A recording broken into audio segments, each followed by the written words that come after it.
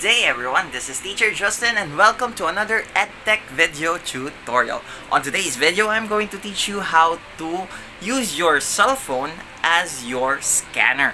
Gagamit lang tayo ng app na tinatawag na Office app na you can download through App Store, and I think this is going to be very useful. Before we proceed to our video tutorial, please hit the subscribe button and the notification bell button in order for you to be updated whenever I upload a new content.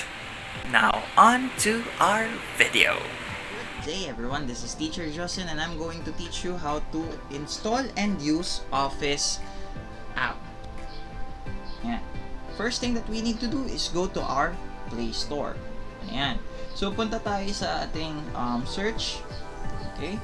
We are going to click ano bang click natin? O type natin yung Office. Kasi this is from Office app.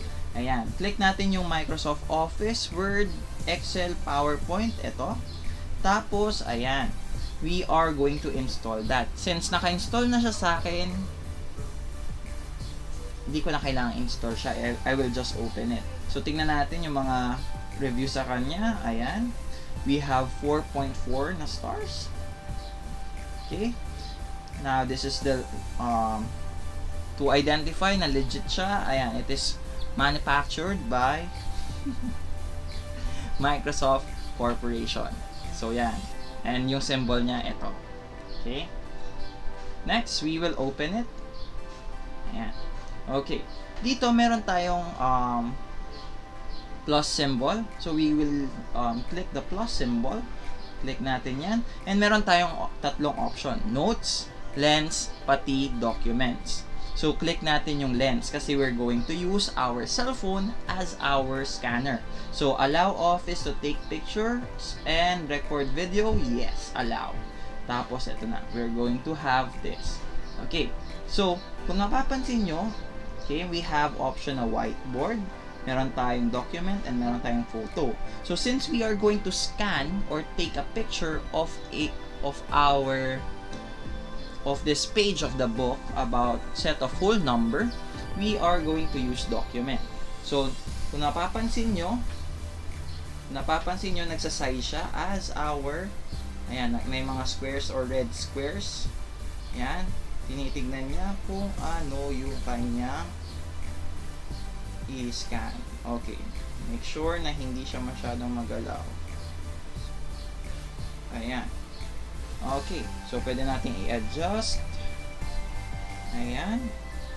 Okay. Adjust lang natin ng very light. And confirm. Tapos, ayan na yung scan file natin. If you're not satisfied, you can reshoot. So, reshoot natin.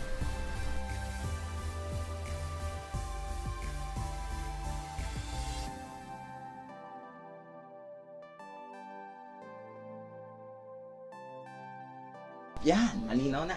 So, since we're done, yeah, we can now identify the type, or we can just add it as a picture, okay?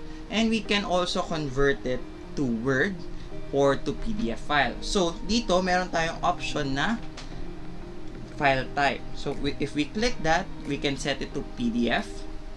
We can set it to Word file. So, kung PDF, ko-convert lang niya to PDF file siya. Pero if we can convert it to, ayan, Word file, let's see what will happen. I'm also excited. Okay? So, it's converting to an editable Word file. So, it's converting and, ayan. Okay? Let's look at that. So, let's compare the two. So this we have, okay, so kinopya niya, and some pictures, meron tayong pictures. There are some words that are misspelled. Okay lang, so edit na lang natin. Okay, yeah.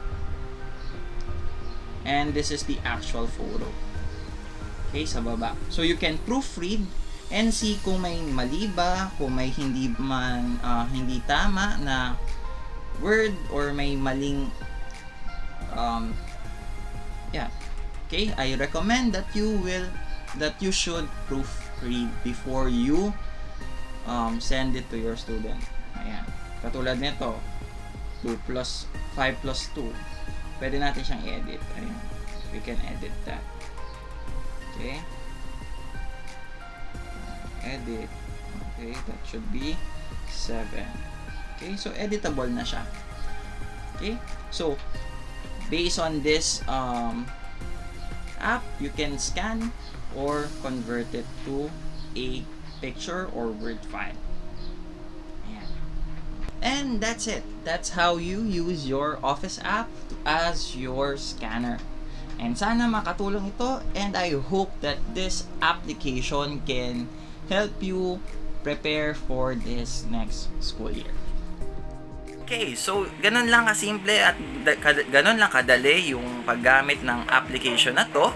If you have OneDrive, you can directly upload the scan file to your OneDrive, and you can also send it via email sa Outlook and also save it sa cellphone ninyo. Ganon siya ka-convenient, ganon siya kadaling gamitin, and ganon din siya daling install. Ganyan, mas madali siya or mas mabilis ang process. We are just going to take picture and then convert it to whatever file we wanted. So ganon lang, and I hope that you learned a lot in this video tutorial. Like this video, give it a thumbs up. If you have comments, questions, suggestions, recommendations, comment down below. Share this video and subscribe. And for more videos like this, please go to my channel, Teacher Justin. Ayan. And that's it for today. Goodbye, God bless, and stay safe. See you on my next video. Peace. Bye.